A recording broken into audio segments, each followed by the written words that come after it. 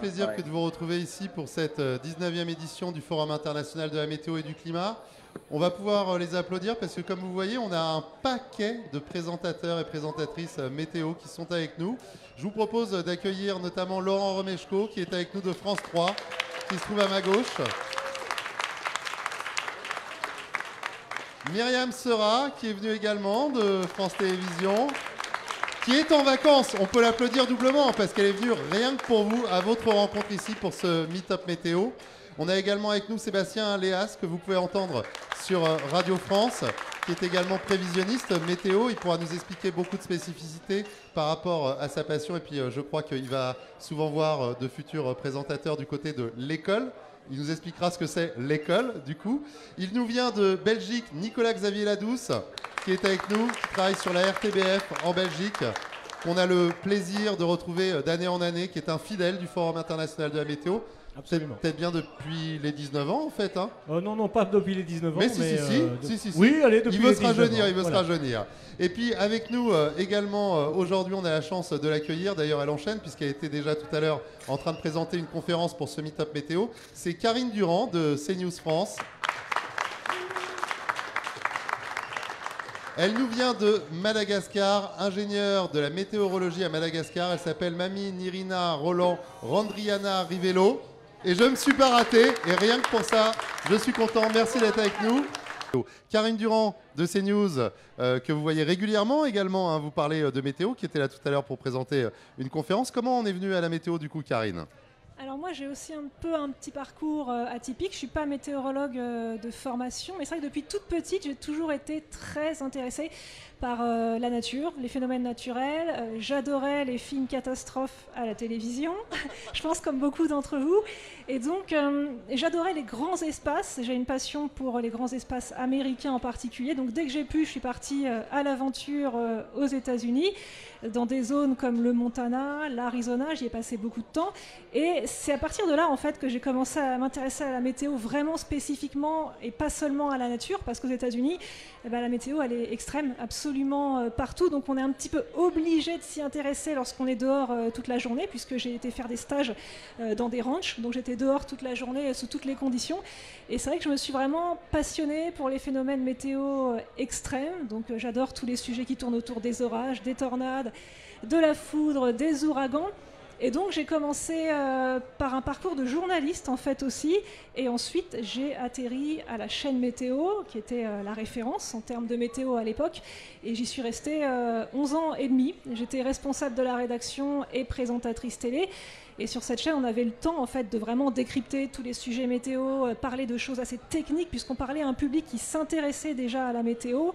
Et ensuite, après ces 11 ans à la chaîne météo, j'ai atterri sur CNews, donc chaîne d'information, où on a forcément un petit peu moins de temps pour parler de météo, mais on a une plus large audience aussi, donc c'est aussi une chance. Et pendant que je travaillais à la chaîne météo à CNews, vu que j'avais seulement un parcours de journaliste, une formation de journaliste, je me suis formée aux États-Unis principalement. J'ai fait des formations par le FEMA, qui est un organisme d'urgence du gouvernement américain qui gère les catastrophes. J'ai fait une formation à l'ONU et à l'université Yale sur le lien climat et santé. Donc je me suis vraiment spécialisée sur l'impact des phénomènes météo extrêmes, les alertes et l'impact du changement climatique. C'est un sujet qui me passionne. Et donc je suis sur CNews régulièrement. Je suis aussi experte climat et planète pour le site de sciences Futura et conférencière sur des sujets liés à l'environnement. Donc c'est vraiment devenu une passion en fait à partir de mon admiration en fait pour la nature et les grands espaces naturels. Voilà comment j'ai atterri dans la météo. Donc j'ai maintenant cette double formation qui est à la fois une formation média et journaliste, et une formation scientifique que j'ai fait un petit peu plus tard du coup. Cyclone, tornade, tremblement de terre, hein, voilà, vous pouvez lui en parler visiblement, elle adore. Même question pour Karine, parce que je crois que c'est une question qui t'intéresse hein, de CNews. Quel est le changement qu'on a pu observer ces dernières années, l'impact des changements climatiques sur la météo et également sur la façon de la présenter, que ce soit toi à CNews en France, mais peut-être que tu as un regard aussi par rapport aux États-Unis, vu ton expérience là-bas. Oui, alors c'est vrai que quand on parle de changement climatique et de modification, on pense tout de suite à des énormes catastrophes très visibles comme les précipitations diluviennes, mais en fait on oublie qu'il y a des catastrophes qui sont peu visibles ou moins visibles. Et là, je vais prendre l'exemple de ce qu'on a actuellement. On est encore dans une situation de blocage météo la semaine dernière, la semaine prochaine. Alors, c'est vrai qu'on apprécie tous d'avoir du soleil, de la douceur. On est tous très contents. Mais il ne faut pas non plus oublier que ces situations de blocage anticycloniques, elles se sont vraiment multipliées ces dernières années, et particulièrement ces 6 derniers mois. Il semblerait même que les anticyclones aient eu tendance à remonter un petit peu plus vers le nord. Et ça, c'est une situation qui est assez inquiétante. C'est vraiment une évolution qu'on constate de plus en plus. Alors bien sûr, c'est super sympa d'avoir du beau temps. On ne va pas se le cacher. On peut le dire aussi à la télé. Mais il ne faut pas oublier aussi que ce beau temps, il apporte la sécheresse. Là, l'Europe est dans une situation de sécheresse extrême sur les 3/4 de l'Europe. Et ça a des conséquences, alors sur l'agriculture évidemment, et on oublie que ça a des conséquences sur l'énergie.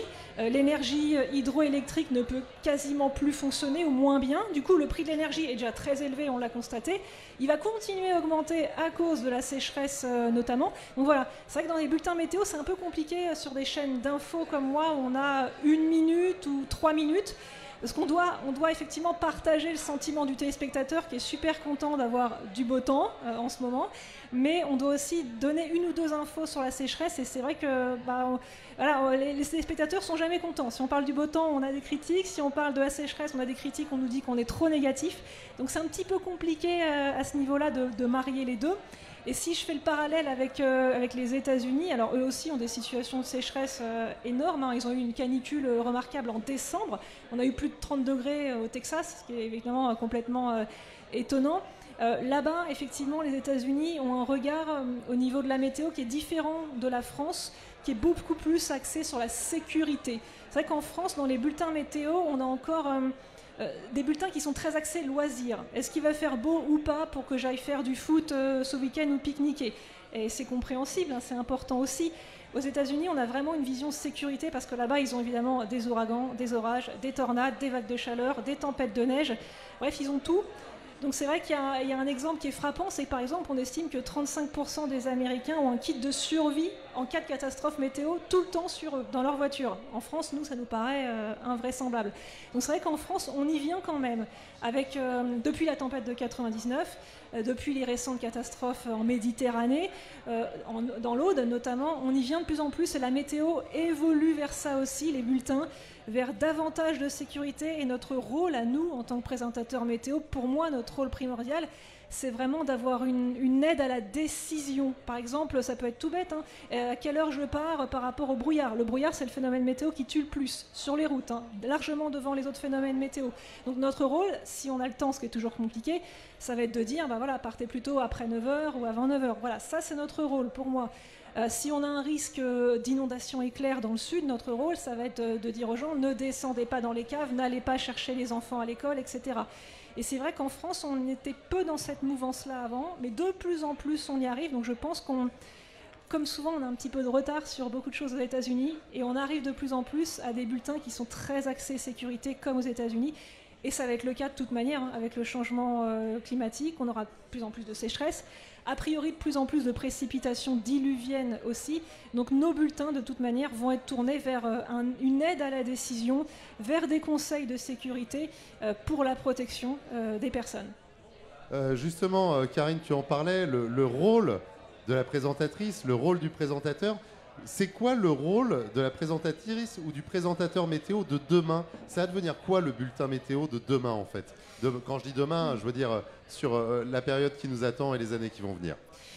Alors le présentateur météo, pour moi, et ça c'est une spécificité française, c'est vrai qu'on a peu de météorologues dans les présentateurs météo. Là aux États-Unis, on n'a que des météorologues, et les plus grandes pointures du pays au niveau de la recherche météo sont à la télé. Ce qu'on a moins en France.